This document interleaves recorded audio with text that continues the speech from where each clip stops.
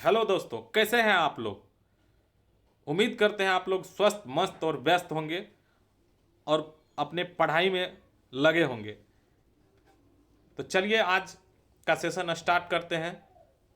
अगर अभी तक आपने चैनल को सब्सक्राइब नहीं किया है तो आप अपने यूट्यूब चैनल रीस्टार्ट को ज़रूर सब्सक्राइब कर लें। रीस्टार्ट फिर करते हैं आज हम लोग अपने सेट नंबर 10 को।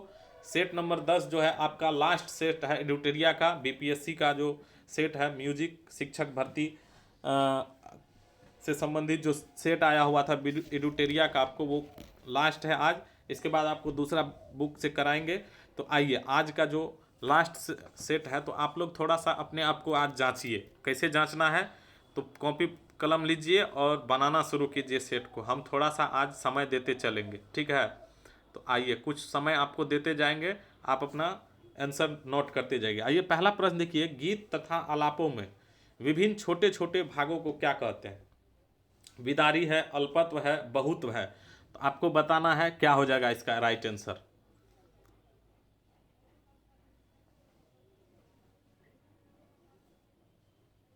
तो देखिए गीत के जो आलाप और विभिन्न छोटे छोटे भाग है उसको विदारी कहते हैं। क्या कहते हैं? विदारी हो जाएगा इसका सही उत्तर। और विदारी आप जानते हैं निबद्ध गान के अंतर्गत जो है ना, उद्गाह, ध्रुव, मेलापक, अंतरा और आभोग, ये सब जो है विदारी की श्रेणी में ही आता है, ठीक ना। तो गीत और आलाप जो है सब मिला करके आपको ये जो इसका जो उद्गाह, ध्रुव, मेलापक, अंतरा, आभोग है सब विदारी के श्रेणी में आता है। तो गीत आलाप दोनों क्या हो जाएगा, छोटे छोटे भागों को क्या कहते हैं, विदारी कहते हैं। अगला प्रश्न देखिए 71 के बाद 72 नंबर। 72 में है, निम्नलिखित कितने सिद्धांतों के आधार पर रागों का समय निश्चित किया गया। बताना है आपको आंसर, आप अपने कॉपी में बनाते चलिए। चलिए दूसरा 72 नंबर का बताइए आंसर क्या हो जाएगा। देखिए 72 नंबर का आंसर जो हो जाएगा बी नंबर सही हो जाएगा। 4 प्रकार से, 4 सिद्धांतों के आधार पर जो है आपको रागों का समय निश्चित किया जाता है। क्या क्या? तो सबसे पहला हो जाता है आपको अर्धदर्शक स्वर जो होता है, अर्धदर्शक स्वर मोह होता है, मोह को अर्धदर्शक स्वर कहते हैं। शुद्ध मोह और तीव्र मोह के आधार पर आपको क्या होता है, रागों का समय निश्चित होता है। एक होता है आपको उत्तरांग और पूर्वांग, उत्तरांग पूर्वांग उत्तरांग पे होता है। दूसरा होता है आपको क्या, राग का जो वादी संवादी स्वर है उससे होता है। तीसरा उसके बाद क्या होता है, एक चौथा बात, रे ध कोमल, रे ध शुद्ध या नहीं तो ग नि कोमल। ये 4 प्रकार से आपका क्या होता है, राग का समय निश्चित किया जाता है। आपको चारों प्रकार याद रखना है। तो सही उत्तर हो जाएगा बी नंबर। आइए अगला प्रश्न देखते हैं 72 के बाद 73 में। भारतीय वाद्यों का तीसरा प्रकार कौन सा है। इसमें बताना है आपको, सुशिरवाद है, तथ्यवाद है, अवनतवाद है, एक से अधिक या इनमें से कोई नहीं। क्या हो जाएगा इसका राइट आंसर, भारतीय वाद्यों का तीसरा प्रकार। तो आप जानते हैं भारतीय वाद्यों का जो तीसरा प्रकार है अवनतवाद हो जाएगा। सही उत्तर हो जाएगा सी नंबर। चलिए अगला प्रश्न देखते हैं 74 नंबर। 74 नंबर में देखिए, वादी के बाद राग का कौन सा स्वर मुख्य होता है। वादी के बाद आप जानते हैं राग का कौन सा स्वर मुख्य होगा, वादी, संवादी, अनुवादी। क्या हो जाएगा बताइए, राइट आंसर इसका हो जाएगा आपको संवादी हो जाएगा। वादी के बाद संवादी सही उत्तर हो जाएगा 74 का बी नंबर। अगला प्रश्न देखिए, आइए अगला क्वेश्चन देखा जाए। इनमें से लय के प्रकारों का नाम बताइए। विलंबित है, मध्य है, द्रुत है। तो बताइए कौन सा लय हो जाएगा। जल्दी जल्दी से आप अपने कॉपी में नोट करते जाइए और लास्ट में आप कमेंट बॉक्स में बताइएगा कि आपका कितना नंबर आ रहा है। चलिए 75 का जो राइट आंसर हो जाएगा आपको डी नंबर हो जाएगा। तो लय कितने प्रकार के, 3 प्रकार के होते हैं। एक तो विलंबित होते हैं, मध्य लय होते हैं और द्रुत लय होते हैं। तो सही उत्तर हो जाएगा एक से अधिक। अगला प्रश्न देखिए 75 के बाद हो जाएगा आपको 76 नंबर। क्या हो जाएगा 76। 76 नंबर प्रश्न देखिए क्या कर रहा है, ख्याल के साथ किस ताल का प्रयोग होता है। तो आपको बताना है ख्याल के साथ कौन कौन ताल का प्रयोग होता है। आप जानते होंगे ख्याल के साथ भैरव है, बिहार है, तिलवाड़ा है। तो बताइए क्या हो जाएगा इसका राइट आंसर। 76 का जो राइट आंसर हो जाएगा वो हो जाएगा आपको तिलवाड़ा ताल। भैरव तो राग है, बिहार भी होगा नहीं, तो आपका तिलवाड़ा ताल हो जाएगा। ताल का प्रकार यही दिख रहा है आपको, तिलवाड़ा। तो सही उत्तर सी नंबर। अगला प्रश्न देखिए 76 के बाद 77 नंबर में क्या है। आइए 77 नंबर प्रश्न देखा जाए, वाद्यों का अंतिम प्रकार कौन हो जाएगा। तभी आपको वाद्यों का तीसरा प्रकार पूछा गया था तो अवनतवाद हो गया। अब वाद्यों का अंतिम प्रकार पूछा जाता है। आप वाद्य जानते हैं 4 प्रकार के होते हैं, तथ्यवाद, ठीक है, सुशीरवाद, अवनतवाद और घनवाद। तो बताइए इसका जो सही उत्तर हो जाएगा घनवाद हो जाएगा। वाद्यों का चौथा अंतिम प्रकार क्या हो जाएगा, घनवाद। अगला प्रश्न देखिए, गीत शब्द में सम उपसर्ग लगाकर क्या बनाते हैं हम लोग। गीत शब्द में अगर सम उपसर्ग लगता है तो क्या बनता है। इत है, वित है, संगीत है, क्या उत्तर हो जाएगा बताइए, सही उत्तर क्या हो जाएगा इसका? चलिए हम बताते हैं, इसका सही उत्तर हो जाएगा आपको संगीत। सम उपसर्ग अगर लगाते हैं गीत में, सम जोड़ गान, तो सब संगीत हो जाता है आपको। तो सही उत्तर हो गया आपको 78 का सी नंबर। अगला प्रश्न चलिए देखते हैं। 78 के बाद आइए 79 नंबर देखते हैं। 79 में क्या है? श्रुति और स्वर की तुलना में निम्नलिखित कितने सिद्धांत निश्चित हुए हैं? श्रुति और स्वर की तुलना में जो है कितना सिद्धांत निश्चित किया गया है? 3 है, 4 है, 5 है, 2 है। तो आपको बताना है इसका सही उत्तर क्या हो जाएगा। इसका जो सही उत्तर हो जाएगा हम बताते हैं, 3 हो जाएगा। श्रुति और स्वर की तुलना में निम्नलिखित कितने सिद्धांत निश्चित हुए हैं? तो 3 हो गए हैं। श्रुति और स्वर आप जानते हैं कि 22 श्रुति होता है। एक टोटल श्रुति कितना होता है? 22 श्रुति होता है। 1 ग्राम में टोटल 22 श्रुति आपको होता है 1 सप्तक में, है ना।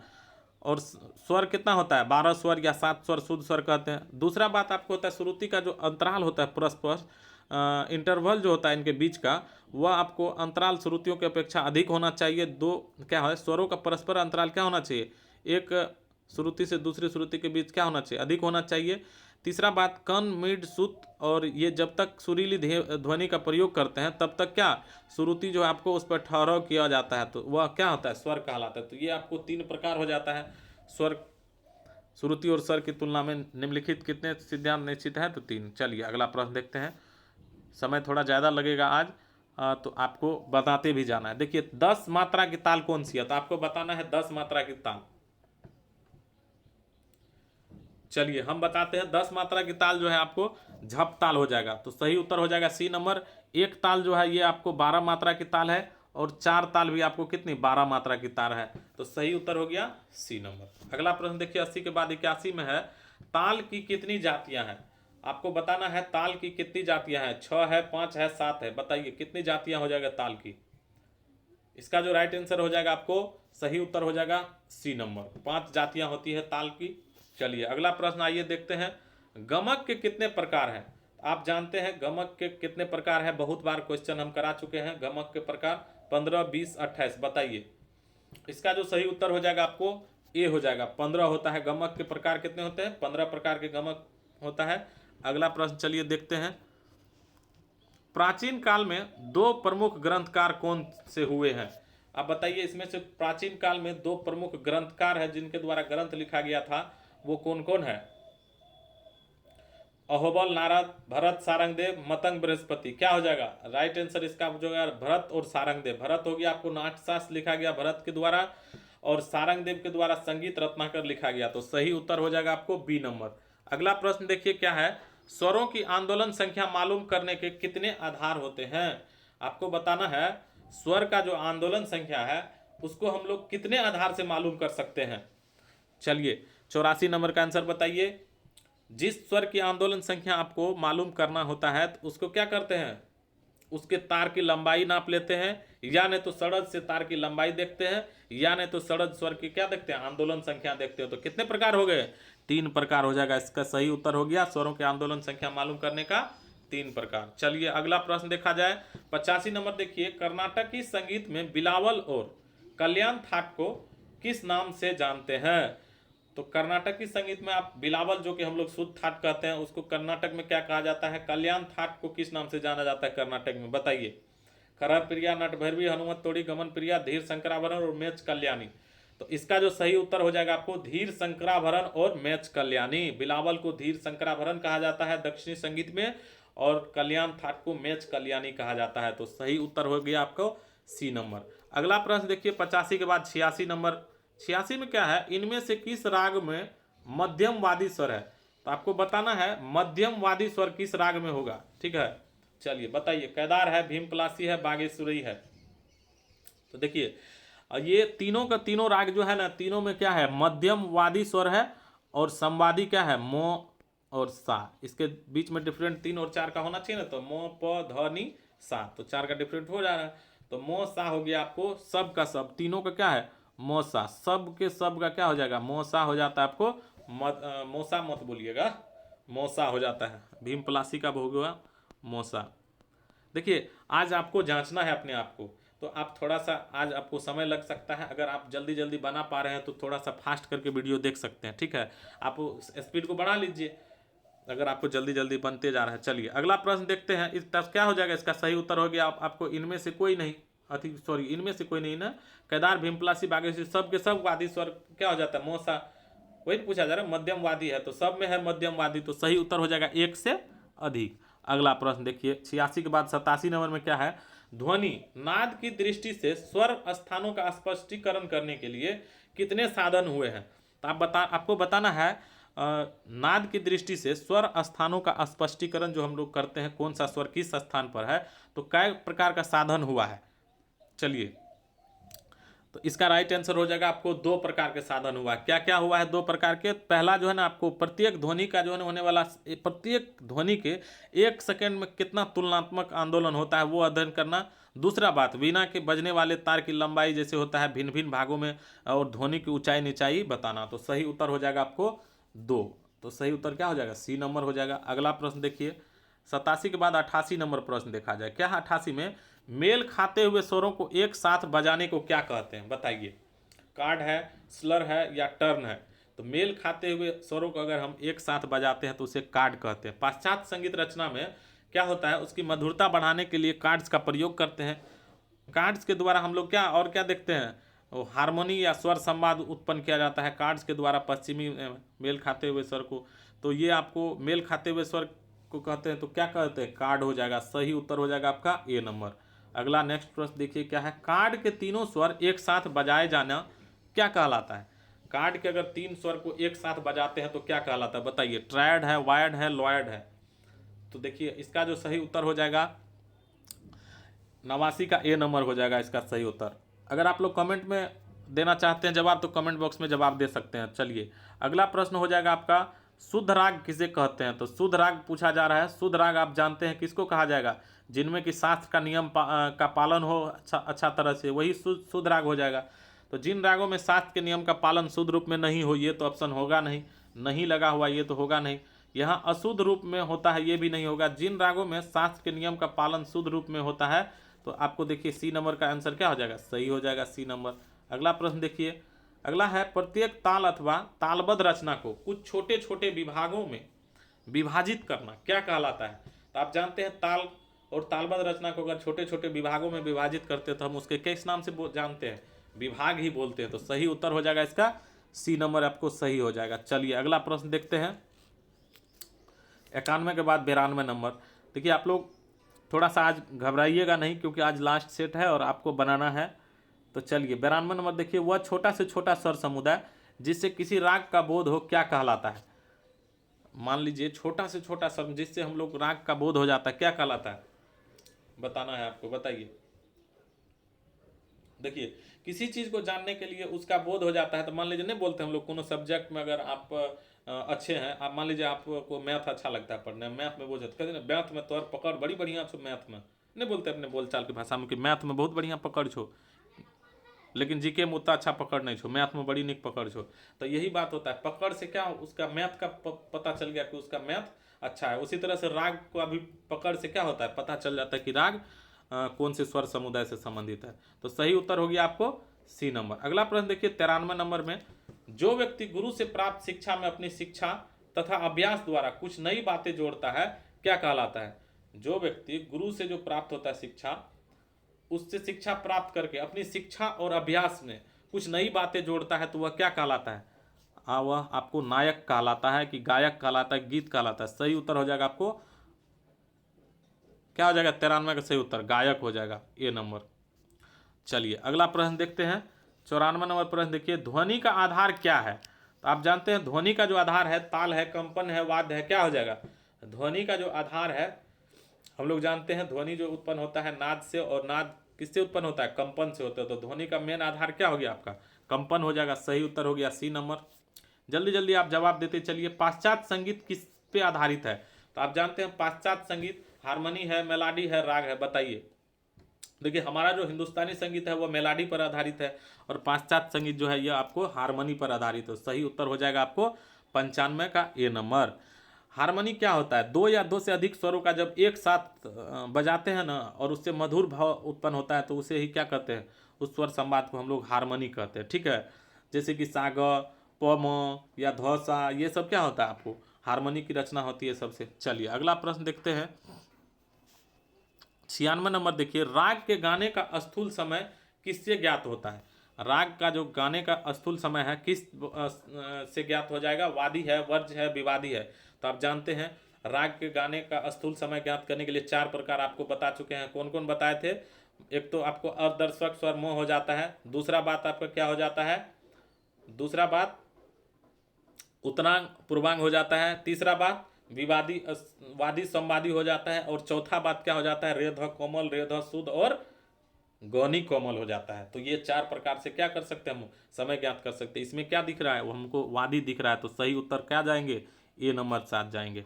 अगला प्रश्न देखिए 97 में है, मानव जीवन में संगीत क्या है? संपूर्ण विकास करता है। मानव जीवन में संगीत क्या करता है? हम लोग का संपूर्ण विकास होता है। आध्यात्मिकता के ओर हम लोग जाते हैं संगीत सीखने से। घनिष्ठता से जुड़ता है। देखिए संगीत के बहुत ज़्यादा फायदे हैं, है ना। हम लोगों को एक मधुरतापन आता है अपने आप में, एक कॉन्फिडेंस लेवल बहुत ज़्यादा बिल्ड होता है, ठीक है। तो संगीत के अगर आप विद्यार्थी हो तो अपने आप को एकदम समझिए बहुत ही आप अच्छा, आपका मन चंचल और बहुत अच्छा, गंभीर प्रकृति का भी सब तरह से आप झेलने के लिए समझिए तैयार रहेंगे। चलिए मानव जीवन में संगीत, अगर जिसको संगीत से प्यार है ना, वो समझ सकते हैं उसको सब कुछ से प्यार हो सकता है ना। तो हमको तो सब सब्जेक्ट अच्छा लगता है पढ़ने में। आपको कैसा लगता है, क्या लगता है, आप बता सकते हैं कमेंट में। चलिए, तो संपूर्ण विकास आध्यात्मिकता लाता है और घनिष्ठता से जोड़ता है, तो एक से अधिक बात हो जाएगा। मानव जीवन में संगीत क्या है? सभी हो जाएगा। आइए अगला प्रश्न देखते हैं 98 नंबर, राग भूपाली का जो समप्रकृति राग है कौन है? अब बताना है राग भूपाली का समप्रकृति राग। 98 का क्या हो जाएगा आंसर? बताइए। देखिए 98 का जो सही उत्तर हो जाएगा, राग भूपाली का समप्रकृति राग हो जाता है आपको देशकार। क्यों? तो देशकार और राग भूपाली दोनों में जो है ना लगभग सब कुछ समानता है, लेकिन इसका वादी और संवादी में दोनों में डिफरेंट है। क्या क्या है? राग भूपाली वैसे आपको भूपाली जो है कल्याण थाट से उत्पन्न माना गया है, और राग देशकार जो है यह आपको बिलावल थाट से उत्पन्न माना गया है। राग देशकार में आपको ध वादी और ग संवादी होता है, लेकिन भोपाली में क्या हो जाता है? गौ वादी हो जाता है और ध संवादी हो जाता है। तो ये डिफरेंट है, और भी कुछ कुछ डिफरेंट है, पर मेन डिफरेंट आपको यही है। तो चलिए इसका क्या हो जाएगा? राग भोपाली का संप्रकृति राग देशकार हो जाएगा। संप्रकृति मतलब एक ही जैसा प्रकृति, दोनों का स्वर और क्या होना चाहिए? एक ही जैसा, नहीं थोड़ा सा अंतर रहता है, तो वही संप्रकृति राग हो जाता है। राग खमाज का वादी संवादी क्या है? बताइए। 99 नंबर का जो क्वेश्चन है इसका बताइए आंसर। राग खमाज का वादी संवादी। तो राग यमन के बाद आप राग खमाज पढ़ते होंगे, तो राग खमाज का वादी संवादी जो राग यमन का होता है वही क्या हो जाता है? ग और नी हो जाएगा। सही उत्तर हो जाएगा इसका बी नंबर। अगला प्रश्न देखिए क्या है 100 नंबर में, इनमें से पूर्वी थाट के स्वर कौन सा है? आपको बताना है पूर्वी थाट। देखिए यहाँ पे सा, कोमल रे, कोमल ग, म, प, कोमल ध, कोमल नी। तो आपको बताना है पूर्वी थाट के बताना है ना। तो ये जो पहला दिख रहा है आपको रे, ग, ध, नी, ये चारों कोमल किस में होता है? भैरवी थाट में होता है। फिर देखिए यहाँ रे ध कोमल है, तो रे ध कोमल जो होता है वह किस स्वर का है? बताइए। रे ध जो कोमल होता है आप जानते हैं कि भैरव थाट से संबंधित हो जाता है। ये तो आपको, ये हो गया आपको भैरवी, तो ये तो होगा नहीं। ये आपको हो गया भैरव, क्योंकि रे ध कोमल है, ये भी होगा नहीं। ये स्वर संगीति रे कोमल, ग कोमल और ध कोमल, ये ऐसा स्वर संगीति आपको दिखाई दे रहा है 10 थाट में से किसी में? हमको तो नहीं दिखाई दे रहा। इसमें अगर मोह तीव्र रहता ना, इसमें अगर मोह तीव्र रहता तब एगो दिखाई दे रहा हमको, तोड़ी थाट नजर आ रहा है ना सी नंबर में।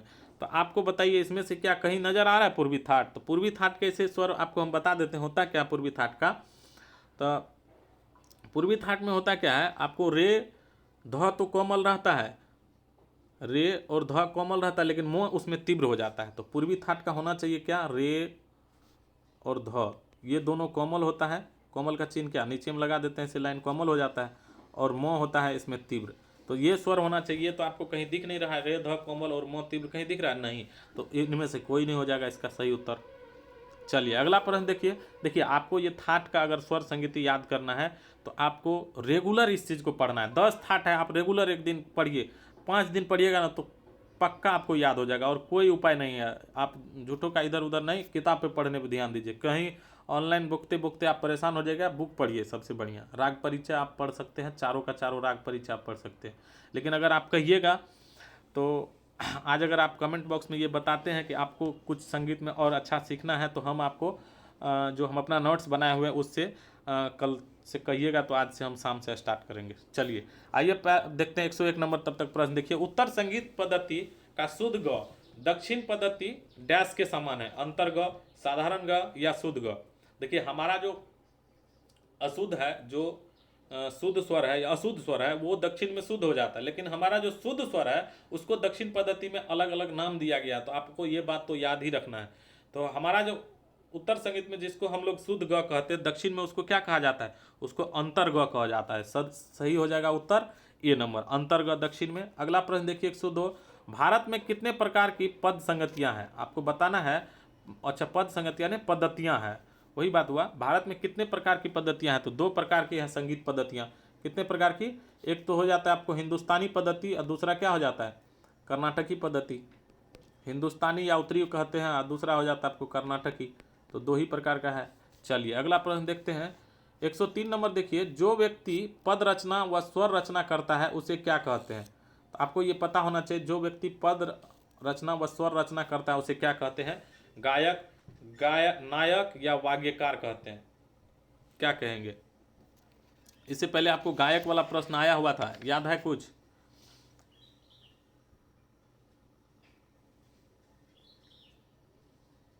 चलिए बताइए इसका राइट आंसर क्या हो जाएगा। 103 का जो है सही उत्तर बताना है आपको। क्या हो जाएगा, जो व्यक्ति पद रचना और स्वर रचना करता है उसे हम लोग वाग्यकार कहते हैं। क्या कहते हैं, वाग्यकार कहते हैं। प्राचीन काल में जो व्यक्ति क्या करता था, पद रचना और स्वर रचना दोनों में प्रवीण होता था, उसको वाक्यकार कहला जाता था। वाक्य अर्थात पद्य होता है, वाक्य का अर्थ क्या होता है, उस वाक्य का अर्थ होता है पद और गे का अर्थ होता है आपको संगीत। तो दोनों को अगर ज्ञाता होता था तो उसे क्या कहते थे, वाग्यकार कहते थे। चलिए अगला प्रश्न देखिए 104 नंबर प्रश्न देखते हैं, इसका सही उत्तर क्या हो जाएगा, सी नंबर हो गया। अगला प्रश्न क्या है 104 में है, कोमल स्वर कितने हैं। तो आपको बताना है कोमल स्वर कितने हैं। तो आप जानते हैं कोमल स्वर क्या सब होता है, बताइए जल्दी से कमेंट बॉक्स में लिखिए भी, कोमल स्वर क्या सब होता है। तो आपको पता होना चाहिए 4 कोमल स्वर होता है। क्या सब होगा, रे, ग, ध, नी। तो सब का सब क्या होता है, ये कोमल होता है रे, ग, ध, नी। और एक क्या होता है, मोह, तीव्र होता है। 5 गो विकृत स्वर होता है। चलिए नाट्यशास्त्र में कुल 36 अध्याय के कितने भाग हैं। चलिए बताइए, 5, 3, 2 क्या हो जाएगा इसका सही उत्तर। इसका सही उत्तर हो जाएगा आपको बी नंबर। अगला प्रश्न देखिए, मेल स्वर समूह स्याद्राग व्यंजन शक्तिमान किस ग्राम में कहा गया है। किस ग्राम में नहीं, किस ग्रंथ में कहा गया है। मेल स्वर समूह स्यादाग व्यंजन शक्तिमान किस ग्रंथ में कहा गया। यहाँ ग्रंथ होना चाहिए, यहाँ ग्राम लिख दिया गया है, तो इसको थोड़ा सा सुधार कर लेते हैं। आइए, यहाँ होना चाहिए ग्रंथ होना चाहिए, ठीक ना। ग्रंथ किस ग्रंथ में हो जाएगा, तो आप जानते हैं मेल स्वर समूह स्याद्राग व्यंजन शक्तिमान, ये अपने भातखंडे जी के द्वारा जो लिखा गया है अभिनव राग मंजरी, उसमें कहा गया यह बात। तो सही उत्तर हो जाएगा इनमें से कोई नहीं। अभिराग राग मंजरी कहीं तो है नहीं। अभिनव क्या होता है, अभिनव राग मंजरी भातखंडे जी के द्वारा लिखा गया है, अभिनव राग मंजरी। तो सही उत्तर हो गया आपको इनमें से कोई नहीं। अगला प्रश्न चलिए 106 के बाद चलते 107 नंबर।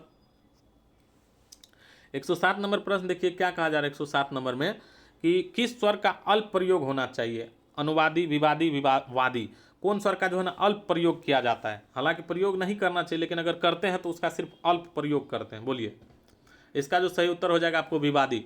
विवादी का अल्प प्रयोग करते हैं, नहीं तो क्या होता है, राग का स्वरूप बिगड़ जाता है, ठीक ना। चलिए इसका सही उत्तर क्या हो जाएगा, बी नंबर हो जाएगा। अगला प्रश्न देखिए 108 का, कौन सा घराना ठुमरी के लिए प्रसिद्ध है। ठुमरी के लिए बताइए क्या हो जाएगा, ठुमरी के लिए कौन सा घराना, लखनऊ, बनारस, ग्वालियर, दिल्ली, आगरा, लखनऊ। तो इसका जो सही उत्तर हो जाएगा आपको लखनऊ और बनारस हो जाएगा। आपको आज अपने आप को चेक करना है, ठीक ना। अपने आप को आज आंकना है कि हम कितना अभी तक सही बना पाते हैं। तो आप 10 गो सेट आप 9 गो सेट आप बना चुके हैं इससे पहले, वो जो रेगुलर देख रहे होंगे 9 सेट, तो उसको तो आज बन जाना चाहिए, क्योंकि सब क्वेश्चन क्या होता है एक दूसरे से रिलेटेड रहता है। ताल किसे कहते हैं बताइए, 109 नंबर में है ताल किसे कहते हैं। नायक नायिका के भेद है, ध्वनि मापने का तरीका है, या समय को मापने का एक तरीका है। तो आप जानते हैं ताल क्या है, समय को मापने का एक तरीका है। तो सही हो जाएगा, इसका उत्तर हो जाएगा सी नंबर। अगला प्रश्न चलिए देखते हैं 110 नंबर, इनमें से तथ्यवाद कौन सा है। तो आपको बता चुके हैं वाद 4 प्रकार के होते हैं। वाद वर्गीकरण संगीत रत्नाकर में 4 प्रकार से किया गया है, हालांकि भरत के द्वारा भी 4 प्रकार से ही किया गया। तो क्या सब होता है, एक तत्ववाद होता है, घनवाद होता है, अवनदवाद होता है और सुशीरवाद होता है। लेकिन इसका सीक्वेंस याद रखिएगा, अवनद तीसरा स्थान पे और घन चौथा स्थान पे, इससे पहले पूछा गया था, याद है कि नहीं। चलिए पहला देखिए, इनमें से तथ्यवाद कौन सा हो जाएगा। बांसुरी तो इसमें हवा से करते हैं तो तार वाला बात तो है नहीं, शंख भी है तार वाला है नहीं, तो तानपुरा, इसमें 4 तार लगा होता है, तो तथ्यवाद की श्रेणी में क्या आ जाएगा, तानपुरा हो जाएगा। इसमें 4 तार लगा हुआ रहता है तानपुरा में। तो सही उत्तर हो गया सी नंबर 110 का। चलिए 110 के बाद अब 111 नंबर देखते हैं क्या है। 111, एक सप्तक के द्वितीय भाग को क्या कहा जाता है। सप्तक के 2 भाग होते हैं, 2 भाग में बांटा गया है। सा, क्यों 2 भाग में बांटे हैं पता है, सा रे ग म, फिर उसके बाद प ध नि सा, ये जो 2 भाग में बांटे हैं ताकि जो है ना स्वर का आपको समय का पता चल सके, राग का समय जानने के लिए। गायन समय उत्तरांग और पूर्वांग, पूर्वांग और उत्तरांग में पहले पूर्वांग 12 बजे दिन से लेकर के 12 बजे रात्रि को पूर्वांग कहते हैं, और 12 बजे रात्रि से 12 बजे दिन को क्या कहते हैं, उत्तरांग कहते हैं। तो सही उत्तर क्या हो जाएगा, पूछा जा रहा है दूसरा भाग तो उत्तरांग हो जाएगा, पहला भाग हो जाता है पूर्वांग। तो सही उत्तर हो गया ए नंबर। अगला प्रश्न चलिए देखते हैं, गीत का द्वितीय भाग क्या कहा जाता है। तो गीत का जो द्वितीय भाग है उसको क्या कहते हैं, आपको पता होना चाहिए। गीत का जो द्वितीय भाग है उसे क्या कहा जाता है। देखिए गीत का जो द्वितीय भाग है, पहला अस्थाई, दूसरा अंतरा, तीसरा संचारी और चौथा आभोग होता है। तो इसमें पूछा जा रहा है दूसरा, तो दूसरा क्या हो जाएगा, अंतरा। अभी हम लोग को गीत का 2 ही भाग ज़्यादा देखने को मिलता है, ख्याल जब गायकी करते हैं तो अस्थाई और अंतरा ही देखने को मिलता है। लेकिन प्राचीन काल में, वैदिक काल में जो आपको 4 भाग हुआ करता था ध्रुपद का, कौन कौन, अस्थाई, अंतरा, संचारी और आभोग। चलिए अगला प्रश्न देखते हैं, संचार करके आगे के स्वर पर आघात करके लौटना किस गमक का लक्षण होता है। संचार करके यानी हम चल करके कहीं जाते हैं दूसरे स्वर पर और आघात करके फिर वहां से लौट जाते हैं, तो वो लौटना आपको किस गमक का लक्षण है, आहत, उल्लसित या वलित। तो देखिए ये हो जाएगा आपको आहत हो जाएगा, सही उत्तर बी नंबर। अगला प्रश्न देखिए 114 नंबर में है, झप ताल की दुगुन एक आवर्तन में कितनी मात्रा में होगी। झप ताल का जो दुगुन है एक आवर्तन में अगर करना चाहते हैं तो कितनी मात्रा में होगी बताना है आपको। 2, 3, 4 क्या हो जाएगा सही उत्तर। देखिए 114 का जो सही उत्तर हो जाएगा, झप ताल में आपको कितनी मात्रा होती है, 10 होती है। अगर इसको दुगुन करते हैं तो कितने भाग में बढ़ जाएगा, 5 में आ जाएगा आपको, भाग नहीं 5 मात्रा में आ जाएगा। दुगुन करेंगे तो 5 दूना 10 हो गया ना, 2 मात्रा को एक गुम ले लेंगे। तो सही उत्तर हो जाएगा इनमें से कोई नहीं, कहीं है ही नहीं, 2, 3, 4 ऑप्शन में है, 5 है नहीं। अगला प्रश्न देखिए 115 नंबर, ये प्रश्न आपको पिछले बार 2.0 में बीपीएससी में पूछा गया था, ठीक है। तो आपको याद रखना है, ये सब प्रश्न एकदम इंपॉर्टेंट, सब का सब प्रश्न है। आइए देखा जाए इसमें, नाट्यशास्त्र में वृंद वादन को क्या कहते हैं। वृंद को निम्न संज्ञा दी गई है, किस चीज का संज्ञा दी गई है वृंद को। तो ये आप, इसका सही उत्तर हो जाएगा कुतुब की संज्ञा दी गई, क्या हो जाएगा कुतुब, ए नंबर राइट आंसर हो जाएगा। अगला प्रश्न देखिए, दादरा ताल में कितनी मात्राएं होती है। तो आपको बताना है दादरा ताल में कितनी मात्रा होती है। देखिए दादरा ताल के 2 विभाग होते हैं, मात्रा बताना है आपको, 6 मात्रा होते हैं, 3-3 मात्रा होता है दोनों में। सही उत्तर हो जाएगा ए नंबर, पहली मात्रा पे ताली होता है और चौथी मात्रा पे ताली होता है दादरा ताल में, ठीक है ना, इसमें खाली नहीं होता है। चलिए 116 के बाद 17 नंबर देखिए, उत्तम वाग्यकार के गुण किस ग्रंथकार ने बताए हैं। किस ग्रंथकार के द्वारा जो है ना उत्तम वाग्यकार के गुण बताए गए हैं। तो ये बात आपको जानना जरूरी है, क्योंकि गुण पूछा जाता है, कितने गुण बताए गए ये भी पूछा जाता है। तो देखिए पंडित सारंगदेव जो है वह आपको संगीत रत्नाकर में बताते हैं किसके बारे में, उत्तम वाग्यकार के बाद में। उत्तम वाग्यकार के वह 28 गुण बतलाए हैं। कितने गुण बतलाए हैं, ये संगीत रत्नाकर में आपको 28 गुण बतलाए हैं, आपको ये भी बात याद रखना, 28 गुण बतलाए हैं। उसके बाद चलिए इसका जो सही उत्तर हो गया आपको सी नंबर हो गया। अगला प्रश्न चलिए देखते हैं, ज़्यादा देर नहीं करना है। अगला प्रश्न देखिए 118 नंबर, अकबर बादशाह के दरबार में कितने महागुनी रहते थे। 5 है, 4 है, 3 है, आपको बताना है महागुनी कितने रहते थे। महागुनी कहने का मतलब आप पहले क्वेश्चन को समझिए, ऐसे अकबर के दरबार में 9 रत्न रहा करते थे, ठीक है, लेकिन अकबर के दरबार में कितने महागुनी संगीत से जुड़े कितने लोग रहते थे।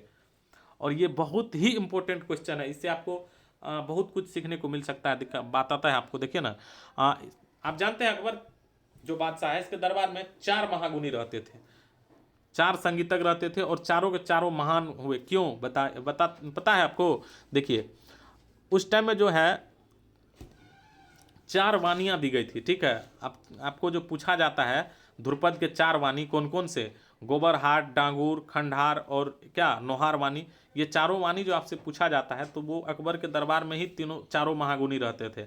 एक तो देखिए तानसेन जो कि गोबरहार वाणी दिए थे, ठीक है, आपको सब याद रखना है। तानसेन कौन सा वाणी दिए थे? गोबरहार वाणी दिए थे। 4 का 4 वाणी आपको याद रखना है, गोबरहार वाणी तानसेन दिए थे। उसके बाद ब्रजचंद जो है ये आपको डांगुर वाणी दिए थे। ब्रजचंद कौन सा वाणी दिए थे? ब्रजचंद, इससे पहले दिन भी आपको हम बता चुके हैं यह बात। ब्रजचंद कौन सा वाणी दिए थे? डांगुर वाणी दिए थे। ब्रजचंद के बाद है आपको एक और आ जाता है राजा सम्मुखन सिंह। राजा सम्मुखन सिंह कौन सा वाणी दिए थे?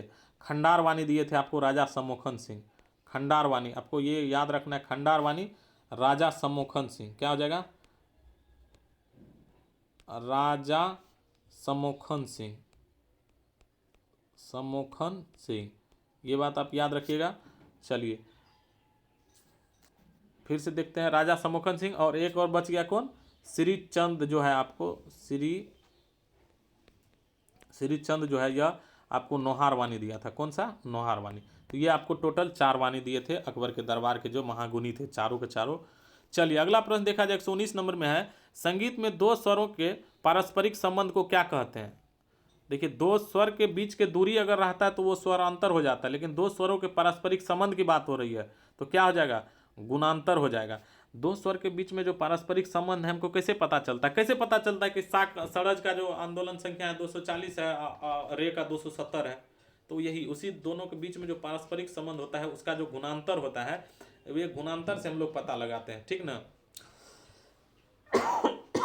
तो गुणांतर से ही हम लोग क्या पता चलता है हमको, आपको पारस्परिक संबंध पता चलता है। चलिए सही उत्तर हो गया ए नंबर। और ये गुणांतर और के बारे में अगर आप विशेष रूप से जानना चाहते हैं तो ये हम आपको कहिएगा तो आप स्पेशल वीडियो बना देंगे, इसके लिए कमेंट बॉक्स में आप पूछिए तो हम बता देंगे। चलिए 119 के बाद 120 देखिए, आवर्तन का संबंध किससे है? ताल है, तान है, वादी है। आवर्तन आप जानते हैं कि ताल का अगर प्रयोग करते हैं, एक साथ यहाँ से शुरू करते हैं, मान लिया ना से शुरू करते हैं, ना धी धिन्ना, ना धी धिन्ना, ना ती धिन्ना और ना धी धिन्ना, लास्ट जब करते हैं तो उसको एक आवर्तन कहा जाता है। तो यही हो गया, आपको ताल हो जाएगा। अगला प्रश्न देखिए 120 के बाद 121 नंबर, हिंदुस्तानी संगीत के तीव्र मध्यम में जो है ना, कर्नाटकी संगीत में किस नाम से जाना जाता है? हिंदुस्तानी संगीत में हम लोग को जो तीव्र मध्यम है उसको कर्नाटकी संगीत में क्या कहते हैं? हमारा जो तीव्र म है वह कर्नाटकी में क्या कहलाता है? प्रतिम कहते हैं। कर्नाटक में प्रतिम कहते हैं, हम लोग कहते हैं तीव्र म, कर्नाटक में प्रतिम कहते हैं। चलिए 122 नंबर के उसके बाद देखिए 122 नंबर प्रश्न आपके सामने है, आपके स्क्रीन पर 122 नंबर प्रश्न, और आप इसका जवाब दे सकते हैं, दीजिए। हिंदुस्तानी संगीत का शुद्ध नी दक्षिण संगीत पद्धति के डैश के समान है, यानी किसके समान है? हिंदुस्तानी संगीत पद्धति में जिसको हम लोग शुद्ध नी कहते हैं, दक्षिण संगीत पद्धति में उसे क्या कहा जाता है? तो देखिए दक्षिण संगीत पद्धति में आपको क्या कहा जाता है?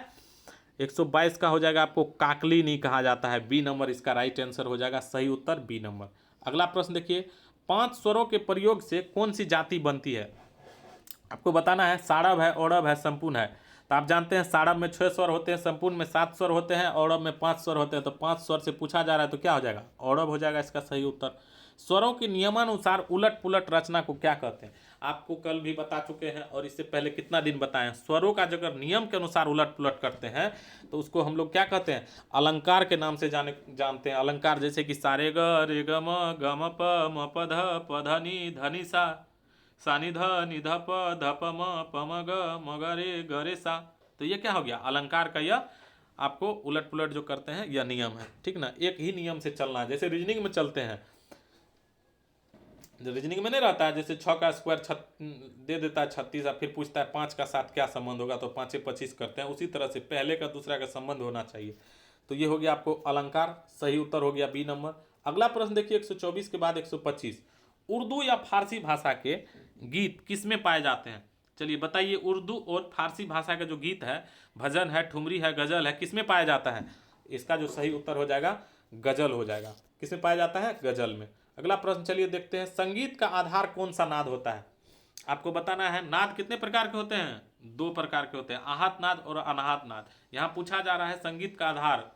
तो देखिए, संगीत का जो आधार है आहत नाद होता है, क्योंकि हम जब आहत नहीं करते हैं तब तक, जब किसी चीज़ हम लोग क्या करते हैं, मान लीजिए तबला बजाते हैं तो उस पर प्रहार करते हैं, हारमोनियम बजाते हैं तो उसको छू करके बजाते हैं, तो जब तक हम उस पर क्या करते हैं, आहत अपने खुद से निकालते हैं। अनाहत नाद तो अपने आप निकलते रहता है, किसी चीज़ से निकलते रहता है, वो अनाहत नाद हो जाता है। ठीक है ना। और आहत नाद क्या, हम अपने द्वारा जितना चाहते हैं, जितना स्वर हमको चाहिए, जितना आंदोलन चाहिए उतने निकालते हैं, तो उसको आहत नाद कहते हैं। ठीक है, सही प्रश्न, इसका आंसर हो गया 126 का ए। अगला देखिए 127 में है, संगीत में तार के कंपन को क्या कहते हैं? चलिए बताइए, तार के कंपन को आंदोलन, दोलन या ध्वनि, क्या कहेंगे? तार के कंपन को क्या कहेंगे? संगीत में जो है तार के कंपन को क्या कहते हैं? क्या होता है? नाद, आंदोलन से क्या होता है? नाद उत्पन्न होता है, तो आपको क्या हो जाएगा? संगीत में तार के कंपन को आंदोलन कहते हैं। सही बात हो गया ये नंबर। अगला प्रश्न देखिए, कौन कौन से स्वर कोमल भी होते हैं? तो आप जानते हैं 4 स्वर कोमल होते हैं, टोटल 7 स्वर में 4 स्वर कोमल होते हैं, 1 तीव्र होता है और 2 स्वर आपको अचल होता है, जिसका कोई विकृत रूप नहीं होता, वो अपने स्थान से हिल डुल नहीं सकता है। कौन सा? सा और प, जो कि अचल स्वर है, और रे ग ध नी जो है आपको कोमल स्वर होता है। तो रे कोमल होता है, ग होता है, ध होता है, नी कोमल होता है, लेकिन म क्या होता है? तीव्र होता है, वो अपने शुद्ध स्वर से ऊपर होता है म। चलिए अगला प्रश्न देखते हैं, कौन कौन से स्वर अचल स्वर कहलाते हैं? तो आप जानते हैं अचल स्वर सा और प क्या होता है? अचल स्वर होता है। ये सब प्रश्न तो आपको सही हो ही जाएगा। चलिए अगला प्रश्न देखते हैं 130 नंबर, तीनों सप्तक के नाम बताना है आपको। तो 3 सप्तक कौन कौन से हैं? देखिए कैसा कैसा क्वेश्चन है ना, एकदम आसान आसान क्वेश्चन, ऐसा ही क्वेश्चन पूछा जाता है, कोई भारी नहीं, लेकिन इस बार थोड़ा सा आपको डीप में पढ़ना पड़ेगा। ठीक है, तो इसके बाद आप अपना बुक पे ध्यान दीजिए। चलिए तीनों सप्तक का नाम बताइए। तो एक तो मंद्र सप्तक जिसमें मोटा आवाज निकलता है, एक मध्य सप्तक जिसमें कि मीडियम आवाज, जो ठीक ठाक जिसका सबका आवाज यहाँ तक पहुँच जाता है, एक तार सप्तक, यहाँ तक सबका आवाज पहुँचना थोड़ा मुश्किल है, महिला सबका आवाज जल्दी पहुँच जाता है तार सप्तक में। ठीक है ना, तारत्व उसका अधिक होता है ना महिला सब में। तो सही उत्तर क्या हो जाएगा? ए नंबर हो जाएगा। तीनों सप्तक के नाम मंद्र, मध्य और तार सप्तक हो जाएगा। आइए नेक्स्ट क्वेश्चन देखते हैं, 131 नंबर है, इनमें से किस राग में गौनी स्वर कोमल लगते हैं? उम्मीद करते हैं आप लोग को सेशन अच्छा लग रहा होगा, और अच्छा लग रहा है तो आप लोग कमेंट बॉक्स में जरूर बताइए कि हाँ सर अच्छा लगता है, तब इस सेशन को और आगे बढ़ाने का कोशिश करेंगे। इनमें से किस राग में गौनी स्वर कोमल लगता है?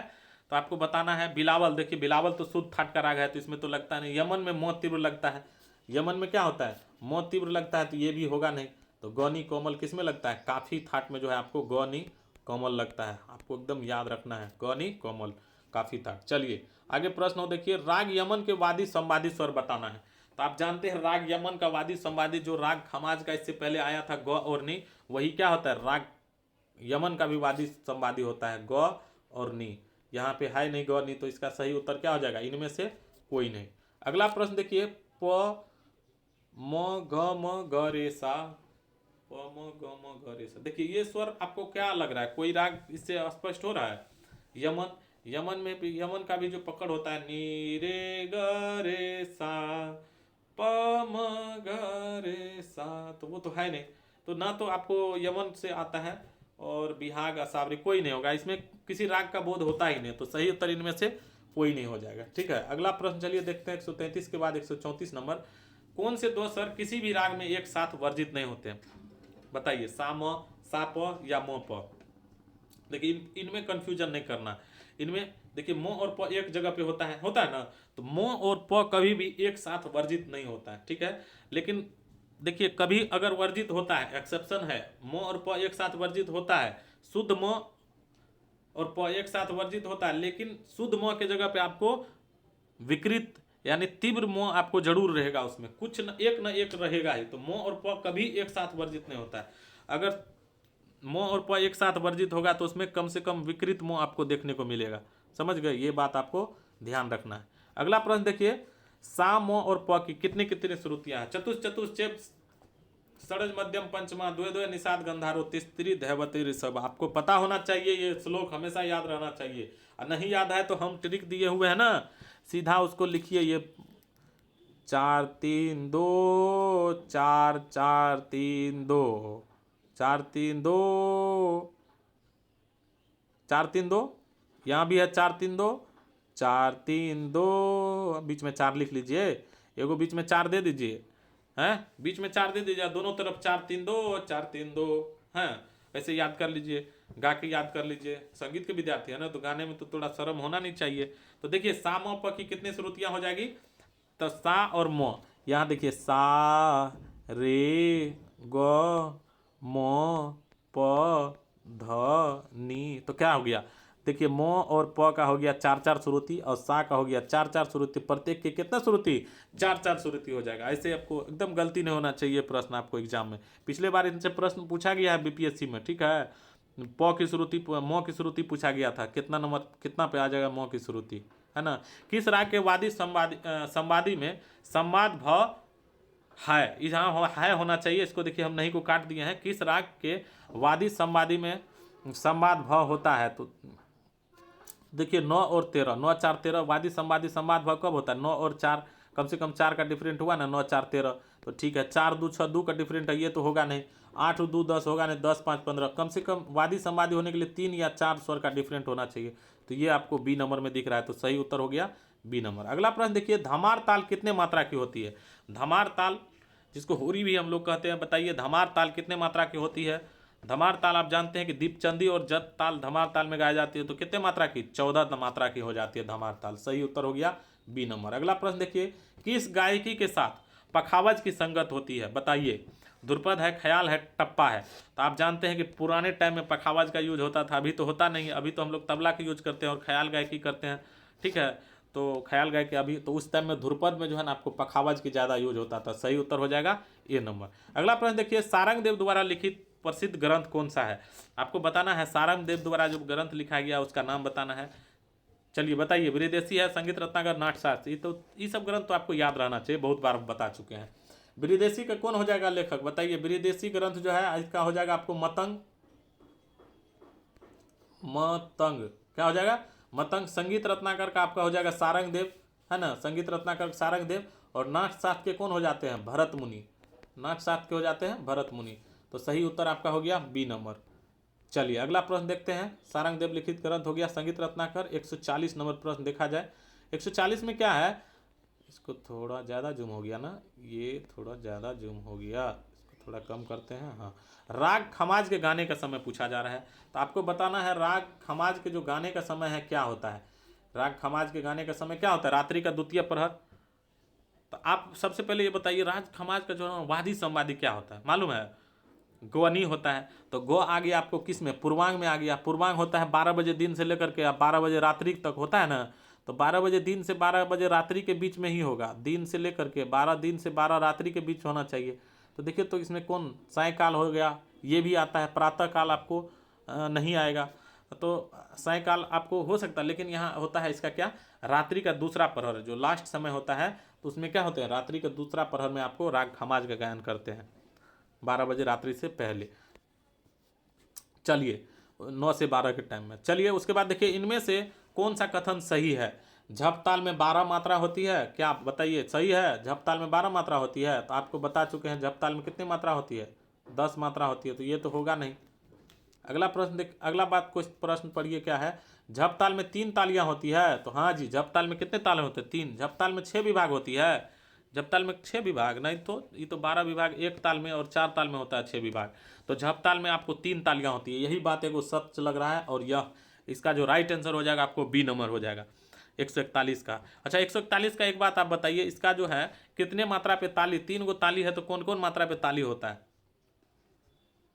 तो देखिए इसका जो ताली कितने मात्रा पे होता है, और आपको बताना है खाली कितने मात्रा पे है, खाली कितने मात्रा पर होता है।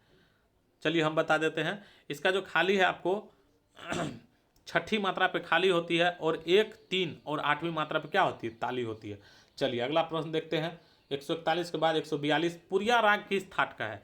अब पुरिया राग पूछा जा रहा है। पुरिया राग आप जानते हैं, नाम से भी आपको पता लग जाता होगा। पुरिया राग, पुरिया मोड़ छोड़ के जेबी में हम लोग पुरिया रख लेते हैं ना खैनी का। आए तेरी का बिहारी है तो आप लोग जानते होंगे खैनी का पुरिया कैसे मोड़ छोड़ के रखते हैं। खैनी तंबाकू विमल आए है। तो चलिए क्या हो जाएगा, पुरिया राग किस थाट से संबंधित हो जाएगा, मारवा से हो जाएगा।